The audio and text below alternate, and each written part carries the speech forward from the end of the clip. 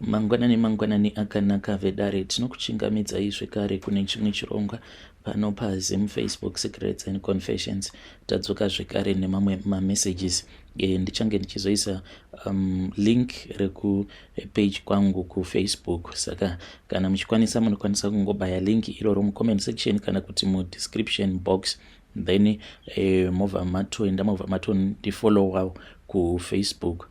Finally I got my Facebook account back because yainge yakamboekwa for a very long time, almost a year, saka I now have my Facebook back. Saka munokwanisa kungodzvanya link iroro, then you follow me on Facebook as well. Regedzaitibva tapinda mumamessages edu atadzoka takakubatirai. Pane imwe message iyo yandakatumidzirwa ichibva kuchannel yedu iya yeAfrican Confessions, so ndichange ndichizokuverengerai ndichikupai translation zvekare. Hanzi makadi zvenyu mukoma, ndinokumbirawo kuti munge muchindiposterawo nyaya yangu as anonymous. Inini ndiri murume, I am a man, a South African man.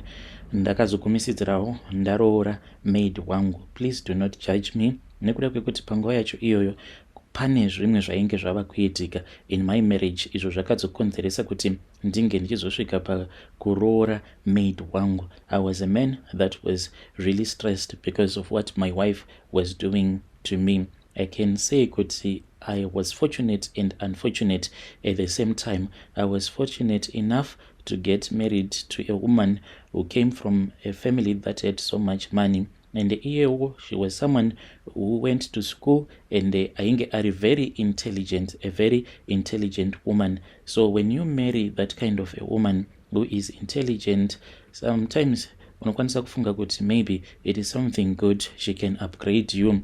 But there are some things sometimes when you try to be the man of your own home and she can never take you serious, because seni zvangu, I am not someone who really went far with my education.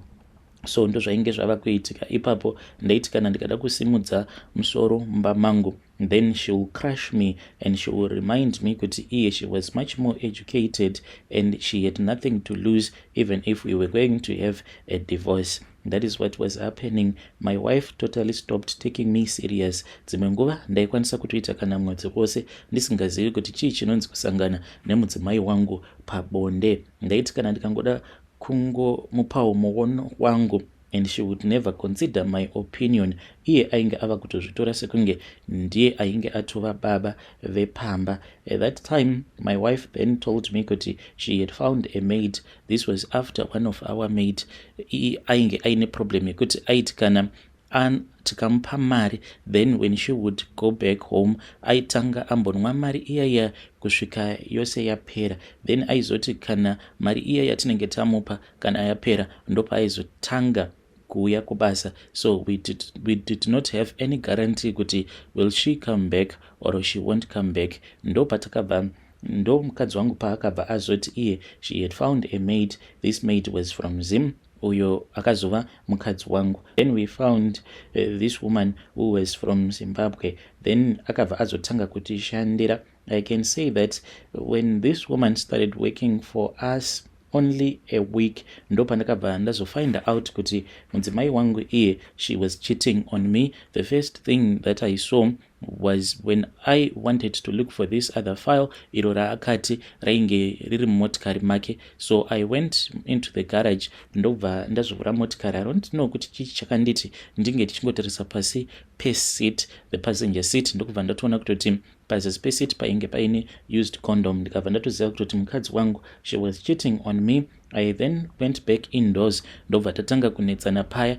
When we started having a big fight, ndo pandakabva ndazobvuta foni yake, ndobva ndazoona kuti zveshuwa she was cheating on me with one of her colleagues, and that really destroyed me. And ndiri kunyepa, ndakarwadziwa kusvika pekupedzisira, knowing kuti this person, even if I was going to tell kuti handichamudi she did not even have anything to lose. And in fact aigara achingodemba achiti if I had known, at least we were not supposed to get married that quick, taifanira kuti takambogara tisina muchato. So she was only staying with me nekuda kwekuti she did not want to go through that process yet divorce. Saka even though ainge ari ainge anditadzira, but I ended up asking her for forgiveness. Ava kutondituka kutoti, why were you snooping around in my car? Saka it really destroyed me as a man, and it left me ndava kufila as if I am not even a man at all. So the only person uyo ainge achikwanisa kundipa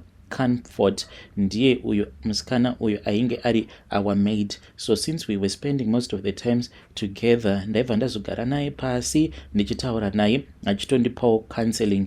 Ndokubva ndazomubvunza kuti, what do you think about my marriage? Do you think kuti is there any love in my marriage? Because dzimwe movement dzose dzainge dzoitwa nemukadzi wangu ainge ava kutodziona. So akabva azondiudza kuti inini I was in love with myself. Mukadzi uyu it was clear enough kuti ainge ava kusatombondida. So I saw kuti this was a person whom I felt so comfortable around, because ndainge ndisingadi kuti vamwe vavakidzani vange vachizviziva kuti mukadzi wangu was cheating on me. And even though she had promised me that she was going to stop, but dzimwe nguva aikwanisa kusatodzoka kumba, and I did not have any power kuti ndinge ndichimubvunza. Then one night when my wife told me that she was on her night shift, not knowing if it was true or not, so it was me and my maid tainge takatogara paya ndiine stress. Then maid wangu ndokubva azongotanga kungoita maactions ekuti ndakaona kuti mukadzi ainge achida kurara neni, ndopatakabva tazorara tose. That was the beginning of our relationship, ndokutanga kwazvakaita. So me and her, we kept on seeing and sleeping with each other, and when we were dating each other, then akabva azonditi, inini ndava kuda kuti unge uchindiroora. Akabva anditi, there is no need for you to stay to your cheating wife. Ndokubva ndazobvuma paya, because iye ainge ava kutondipa rudo zvekutoti I even felt okay. Kana depression yose iyaya yandainge ndiinayo yakabva yapera mushure mekunge atanga kundipa rudo. Then ndakabva ndazoti zvinondoita sei. Ndainge ndichida kuti ndige ndichidivorce mukadzi wangu, but ndakazoti ndagara pasi ndikabva ndaona kuti inini mukadzi wangu, if I divorce her, I had so much to lose. Kana kuri kunzi akafa, I was going to benefit a lot. And ndo pandakabva ndazomuudza uyo akazova mukadzi wangu, ndikati I don't know kuti ndoita sei. Mukadzi wangu uyu kana akafa, like in a way that is natural, I can benefit a lot, like my policies, my life insurance policy and things like that. Saka takabva tazotaura paya. Then iye akabva azonditi she was going to see what she was going to do. Ndobva azoenda kuzimu, akataenda kuzimu for Christmas holiday. Paakazodzoka akabva azodzoka aine mimwe mishonga iyo yainge ainayo. Then akabva azonditi mishonga iyoyo ndainge ndichifanira kuti ndinge ndichizotora any of my wife's gene. Ndobva ndazoisa umwe mishonga wacho mumapockets ejini rake and make sure kuti she never wears them. Then umwe wacho ndakabva ndazonzi ndainge ndichifanira kuti ndinge ndichizouisa pasi pembedha. So ndozvandakabva ndazoita izvozvo. Mukadzi wangu akabva azotanga kurwara. Akati atanga kurwara ndokubva azonzi ainge abatwa nebreast cancer. She then passed away. Mushure mekunge mukadzi wangu ashayika, that was when I benefited from her properties and my life insurances ake. Sezvo tainge tisina mwana, relatives they started to fight me for the properties, but it was just them fighting with me just for the sake of it, because my wife here,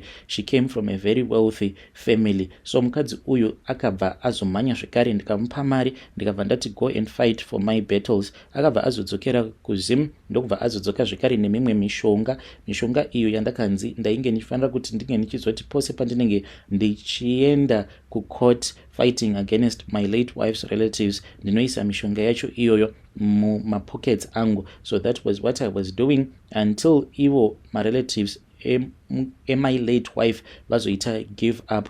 So when they gave up, that was when I thought kuti I can start life again. So inini nemukadzi wangu uyo ainge ambori maid wangu, we then got married. Mushure mekunge tambogara tose, we then traveled to Zim, ndokubva ndazonomuroora. Then I was taken to a healer nevamwe sekuru vake, vakabva vati ivo vainge vachiona kuti system yangu yainge isiri clean. Ndokubva vati ndainge ndiine blockage. Saka this blockage, that was what was causing me not to be able to impregnate a woman. So ndakabva ndazoendeswa kune imwe n'anga. Takazoti tadzoka mushure mekunge tasangana pabonde ndo patakabva tazodiscover kuti she was now pregnant. We were happy, deeply in love, and this was like a happy ever after. We were blessed with a beautiful boy, but mwana wedu uyu akazoti ava ne6 months. That was when he fell suddenly ill. We tried everything.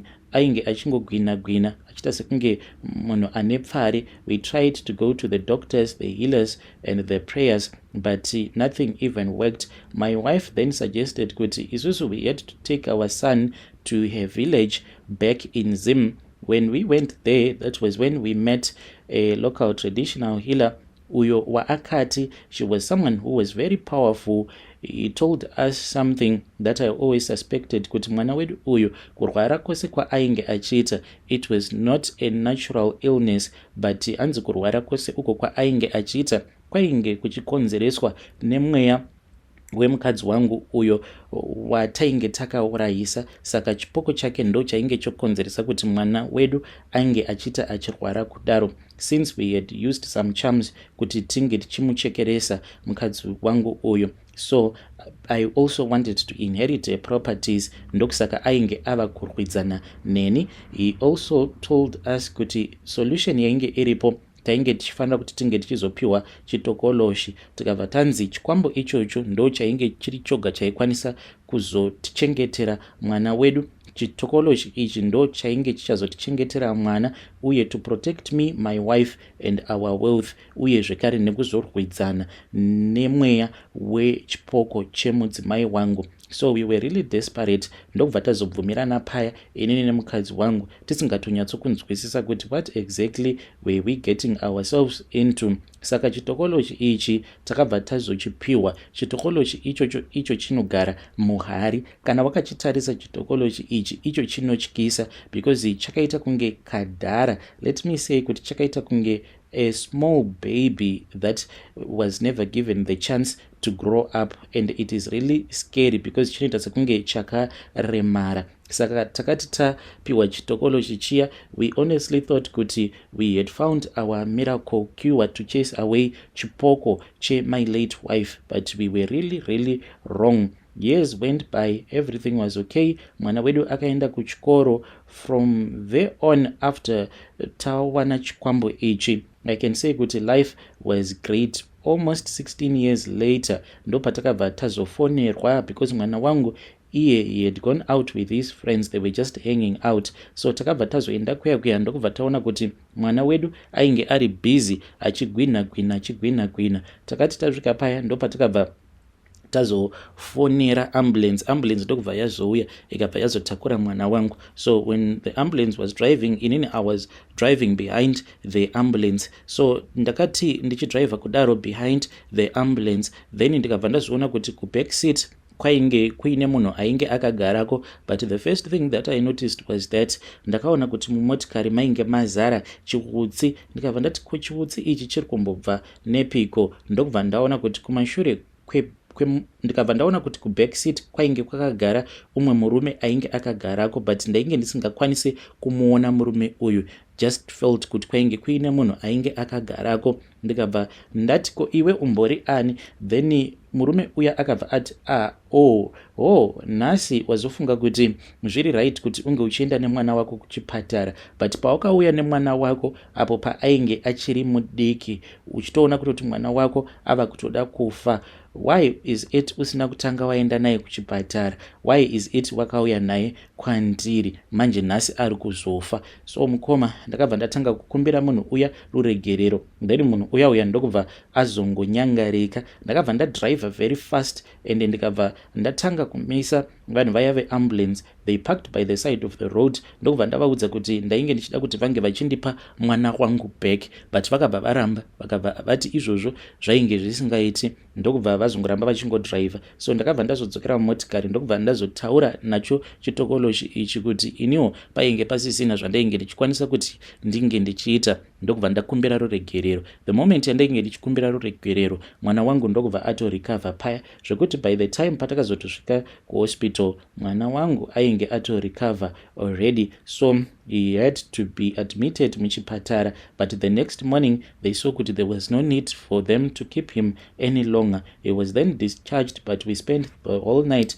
tiriko kuchipatara kweya. So the following evening ndo patakazoti tiri mubedroom medu inini nemudzimai wangu, that was when patakabva tazoona chitokoloshi chedu chiya chakabva chazouya kwatiri chikabva chazotipa hari iya iyo yatainge takabva nayo kuzimu makore ose awa. Hari iyoyo tainge tisingachaioni chakabva chazouya ndokubva chazoigadzika pasi chikabva chati from now on ndoda kuti munge muchizotora mari. Kana matora mari munobva mazoisa mari iyi muhari umu, mazvinzwa here? Icho chikabva chati chainge chava kuda ropa, but icho chainge chichida ropa remwana wedu, but chikabva chati chainge chisingakwanise zvekare kuti chinge chiuraya mwana wedu, nekuti isusu tainge takachitora kuitira kuti chinge chichichengetedza upenyu hwemwana wedu. Chikabva chati saka kana ndikamuuraya ndinenge ndozochengetedza aniko? Chikabva chati icho chainge chichida kuti pose apo patinenge tichida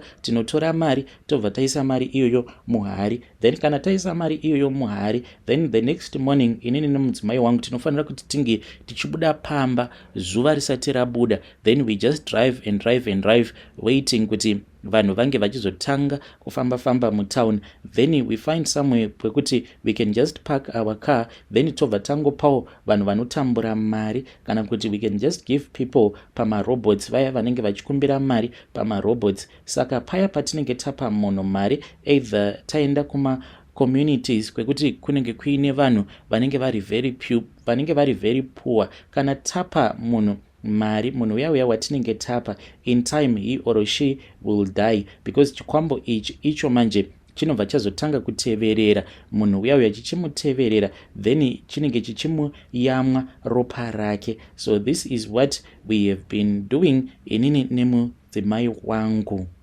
Vidare ndo message iyo yandakatumidzirwa ichibva kune vamwe admin vedu vakati patranslation iyi, strange things indeed they do happen in this world. Hanzi tinopa vanhu mari, saka mari iyoyo yatinovapa munhu yeye anobva azotanga kuyamwiwa ropa nechitokoloshi chedu. Zvakangoma hazvo feduwe. Strange things indeed they do happen in this world. Yo.